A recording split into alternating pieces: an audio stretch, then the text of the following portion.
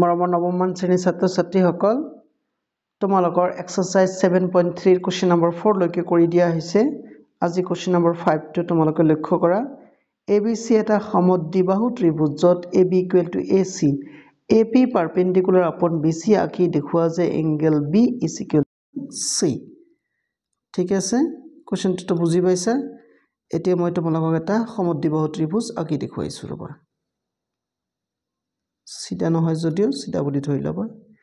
এইটো তোমালোকৰ সমদ্বিবাহু ত্ৰিভুজ যাৰ নাম ABC কন্ডিশন কি দিয়া আছে এইটো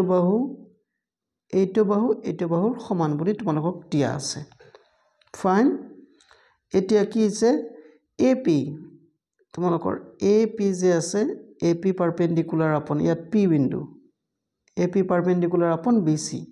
তোমালোকক দিয়া আছে এতিয়া আমাক প্ৰমাণ কৰিব লাগে যে এই কোণটো এইটো কোণৰ সমান মানে B কোণটো C কোণৰ সমান আমি কেনেকৈ কৰিম লক্ষ্য কৰা ফাৰ্স্ট অফ অল এই দুটা ত্ৰিভুজ তোমালোকে লোৱা তাৰনে কৈছো ত্ৰিভুজ এইটো এটা ত্ৰিভুজ লোৱা তোমালোকে এইটো ললা এই ত্ৰিভুজটোৰ নাম হল ABP আৰু তাৰ পিছত কনসিকুৱেন্টলি তোমালোকে এনেকা এইটো ত্ৰিভুজ লবা এই ত্ৰিভুজটোৰ নাম তোমালোকৰ ACP এই দুটা ত্ৰিভুজ যদি আমি সৰ্বাংগ সম বুলি প্ৰমাণ কৰিব পাৰো অটোমেটিক্যালি আমাৰ কোণ দুটা সৰ্বাংগ সম হ'ব ক্লিয়াৰ তেনেহলে আমি আৰম্ভ কৰো এনেকৈ লিখিবা সলিউশন দিয়াৰ পিছত সলিউশন দিলা নহয় তোমালোকে লিখা AB = AC মানে তোমালোকে দিবা সাইড আৰু কিয় এটো সমান এটা তোমালোকক দিয়া আছে লিখিলা নহয় ফাইন এতিয়া তাৰ পিছত তোমালোকৰ কি হ'ব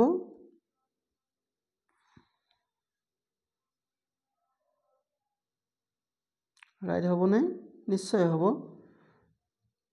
তোমালোকৰ এংগল কোনটো এংগল আছে AP বাহু দুটা ত্ৰিভুজতে আছে AP = AP তোমালোকে লিখিবা এটো S দিলা ব্ৰেকেটৰ ভিতৰত লিখিবা তোমালোকে সাধাৰণ বাহু লিখিলা নহয় আচ্ছা এটো গল এতিয়া তোমালোকৰ হ'ব কি এই কোণটো যে আছে আৰু এই কোণটো এই দুটা কোণ আমাৰ সমান কিয় সমান হ'ব এই দুটা কোণ এই কাৰণে সমান হ'ব কাৰণ এই দুটা হল 90 ডিগ্ৰী তাৰনে AP পাৰপেণ্ডিকুলাৰ আপন BC দিয়া আছে নহয় সেই কাৰণে তোমালোকে ইয়াত লিখিবা এংগল APB = এংগল ACP =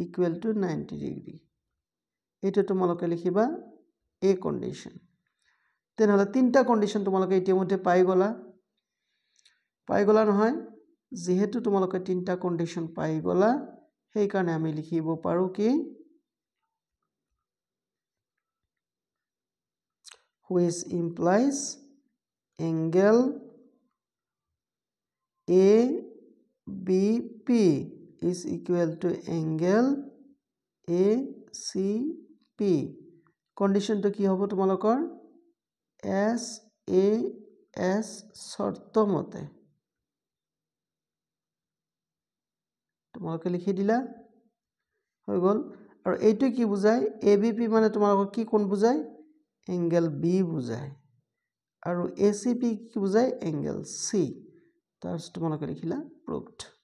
হৈ গল তোমালোকৰ প্ৰমাণিত এইখিনিতে তোমালোকে কনফিউজড হ'ব পাৰা যে আমি এইটো বাহু লৈছো কিন্তু মাজৰ কোণটো লব লাগিছিল কন্ডিশন মতে